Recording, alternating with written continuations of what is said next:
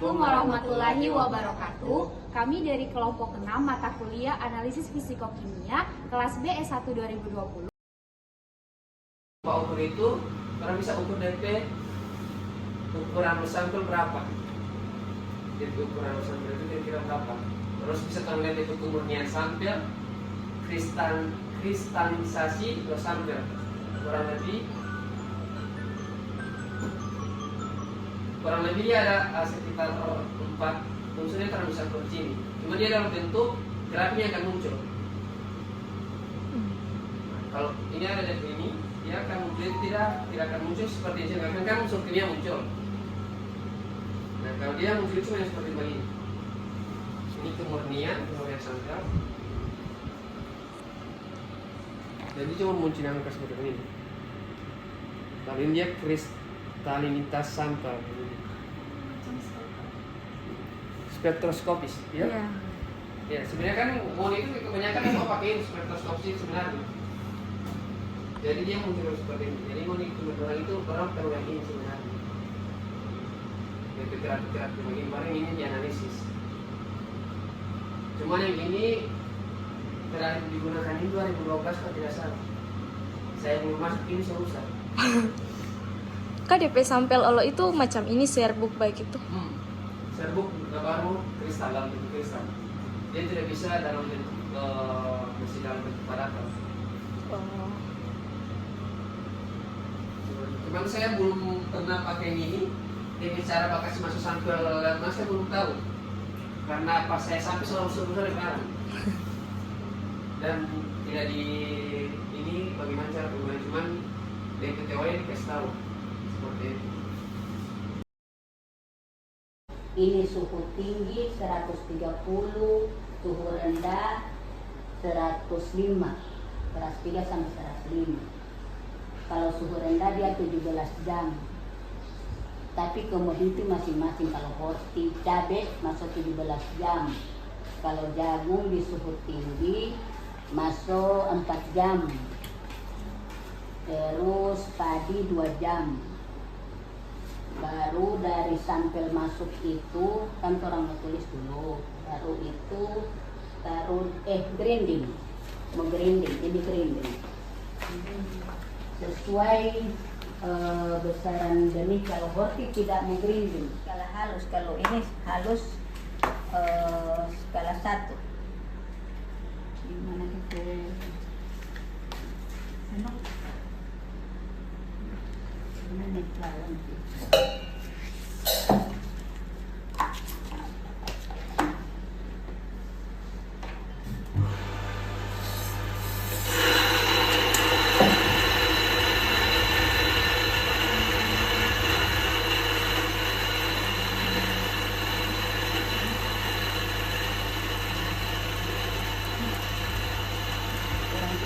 Orang pakai obat. Begitu orang hanya buat pakai obat, kalau mau kasih ancur begitu. Orang pakai batu. Itu ini dia DP ini. Jadi halus kan? Iya. Itu skala halus. Bagaimana orang mengoperasikan itu? Cara kerja obat kan benih tadi sama dek ini. Benih orang grinding dulu. DP contoh kerja itu dia yang tadi, bukan ini cabai, itu cabainya ini. Oh, 5 gram DP contoh kerja, baru blending 5 gram isi di itu cawan putih itu di dalam desikator. iya. Nah, baru kasih masuk di oven. Kalau dia tadi suhu tinggi 2 jam. Begitu. Satu sampel itu dia 2 cawan begitu. Satu sampel 2 cawan. Jadi ulangan 1, ulangan 2. Ulangan 1, ulangan 2. Baru apa lagi? Baru angkat kan suhu mau atur di normal. sini DP suhu kan? Iya. 2 jam, 4 jam. Ini dia DP ini. Coba operasi akan. Baru kalau misalnya dia waktu waktu yang ditentukan 2 jam dia semua hijau lampu, tapi tidak boleh lama. Ini yang di lab tidak boleh cuma baut terus, mau error semua data, harus fokus. Angka. Baru angkat, dinginkan di desikator, masuk di desikator. Dia 35 sampai 45 menit di dalam itu. Sampai itu tutup, ikat tutup ini itu jangan goyang. Tutup desikator itu dia tidak mau tak geser kemana-mana, tetap ini. Sama dengan tak kunci. Ini masih pakai ini? Ini lakukan. Kira Dia lagi ditimbang. oh, apa dia tiba-tiba? Ada simpan lagi semua kali ini. Oh, Jadi ini kok itu. Nah, buka toh, buka kayak ini. Itu kan tadi saya baru mau kasih masuk ini. Sampai cari itu. Lalu mau kunci itu. Sampai tidak boleh sampai tidak geser-geser. Berarti dia suka ini. Baru kalau 35 atau 45 menit mentimbang di timbangan analitik itu. Sambil mencatat apa hasilnya. Pakai ini? Dia timbang dengan tutup. Saudari ada benih harusnya kan yang belum ada benih pertama kawan belum ada benih. Oh iya, baru kasih kurang. Iya, bagian kurang. Harusnya belum ada dari awal timbang dulu. Timbang dulu sebelum masuk offense. Baru keluar dari situ timbang lagi. Kan mencari di kadar air. Assalamualaikum warahmatullahi wabarakatuh. Jadi berdasarkan yang kemauannya kamu datang di sini, jadi di depan kalian ini adalah seperangkat alat set alat UV-Vis, spektrofotometri UV-Vis. Jadi di depan kalian ini ada beberapa, jadi alatnya cuma ini, cuman ada beberapa yang ditambahkan perintilan-perintilan yang lain. Jadi ini stavol, fungsinya untuk hanya menstabilkan tegangan listrik yang masuk ke dalam sini, karena tidak boleh listriknya naik turun, jadi harus menggunakan stabilizer. Kemudian ini yang UPS fungsinya untuk menyimpan daya listrik yang kita hasilkan supaya ketika pada saat mati listrik nanti alatnya tidak langsung mati, masih ada daya listrik yang di sini supaya kita bisa menyimpan file dan sebagainya di sini.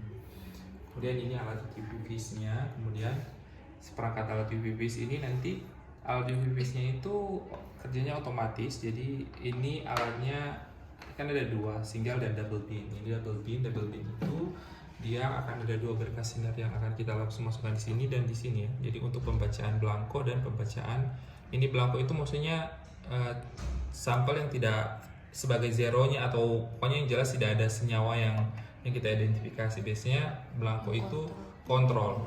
Kalau yang ini adalah sampel. Jadi nanti akan ada 2 kuvet yang kita pakai. Jadi kuvet untuk yang blanko tadi sebagai kontrol dan yang satu adalah tempat untuk sampel. Jadi di dalam kuvet itu kan udah tahu tuh kuvet itu ada 2 permukaan, bagian permukaan yang kasar dan permukaan yang bening. Fungsinya apa? Karena ini akan dilewati oleh sinar berkas sinar yang tadi dan bekerja di daerah UV atau daerah visible. Kemudian bagian permukaan yang kasar fungsinya untuk supaya kita bisa memegang atau misalnya nanti memasukkan ke dalamnya harus di dalam kondisi jangan sampai goyah dan sebagainya, bisa kita pegang. Kemudian nanti dimasukkan seperti ini sesuai dengan cahaya, berkas cahaya yang akan dilewati. Jadi seperti itu. Jadi alatnya bisa bekerja dari konsentrasinya, konsentrasi panjang gelombangnya dari 190 sampai dengan 850. Tapi biasanya kalau misalnya di dalam UV-Vis itu kan kalian tahu adalah bekerja dari daerah 400 sampai dengan 800. 400 itu berdasarkan fraksi dari spektrum warnanya. Jadi kalau misalnya UV-Vis itu biasanya dia bekerja dari 400 sampai 800 berdasarkan senyawa yang kita mau identifikasi. Biasanya kalau misalnya besi warnanya warna merah dan sebagainya berdasarkan itu. Tapi kalau misalnya persyaratan dalam masuk UV-Vis itu harus larutannya berwarna, makanya menggunakan pakai pengompleks atau pewarna. Jadi biasanya pakai pewarna itu berdasarkan reagen-reagen yang kita mau identifikasi, misalnya besi apa, kalau misalnya logam yang lain apa. Biasanya ada beberapa anion atau kation yang bisa diidentifikasi. Jadi kalau misalnya ini dalam bentuk senyawanya, kalau misalnya AS itu dalam bentuk logam atau unsurnya. Kalau UV-Vis itu dalam bentuk senyawanya. Jadi ada dalam bentuk senyawa, misalnya Fe, FeSO4. Jadi bukan Fe doang, Fe2+, tapi ada dalam bentuk persenyawaan.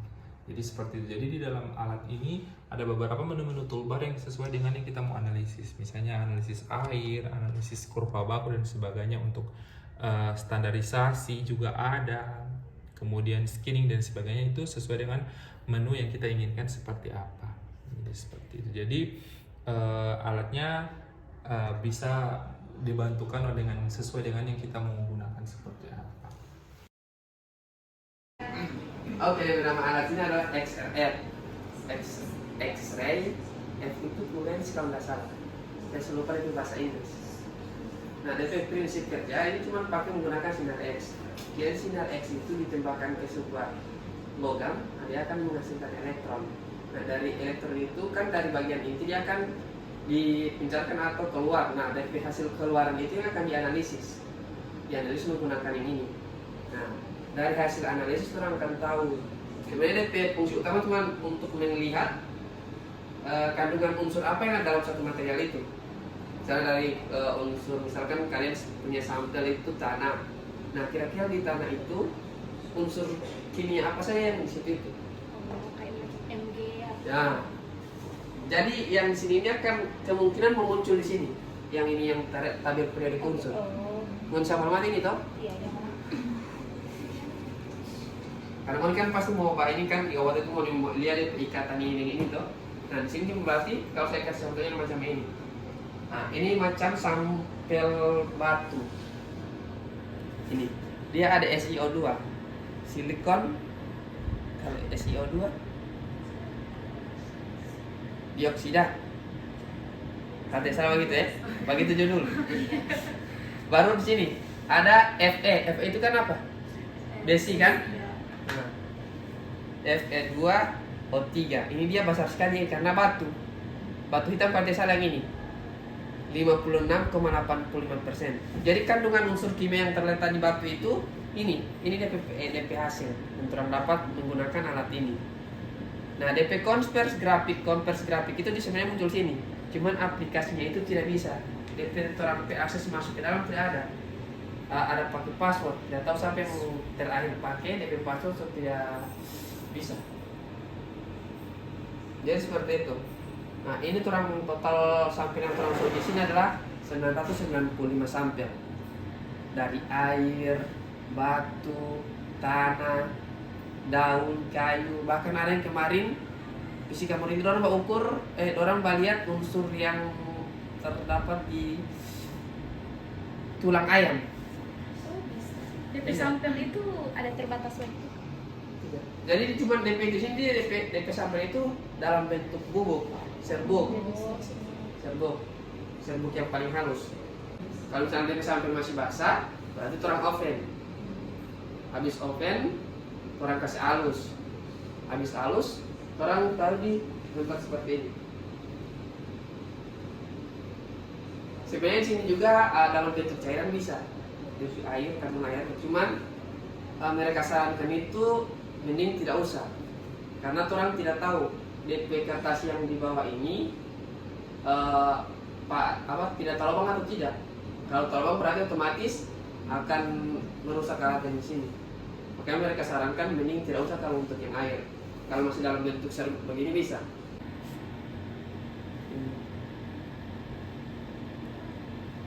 Kalau kalibrasi berarti orang pilih yang ini, Cavel is calibration.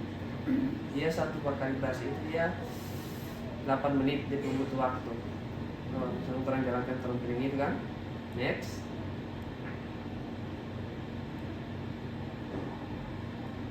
Nah, ketika terus dapat begini berarti mission itu bukan dari pasiennya sejalan kan kata saya. Nah, setelah itu dia kan ada alat sendiri yang pakai DP ini tuh.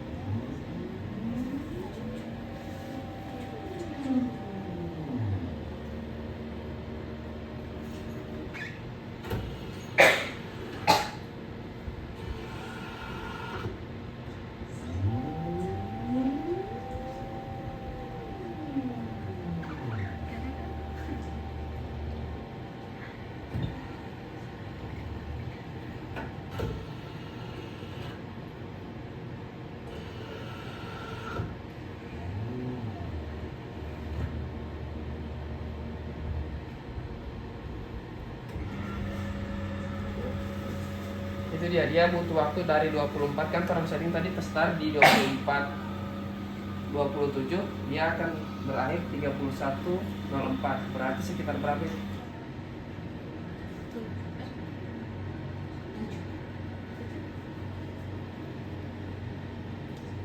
Sekitar 7 atau 8 menit. Jadi seperti itu. Nanti dia DP kalibrasi ini akan muncul 6 unsur yang ini dari SI, CA, MN, AS, MO sama SB. Jadi ketika misalnya dia tidak muncul 6 unsur itu berarti orang kalibrasi ulang. Paham?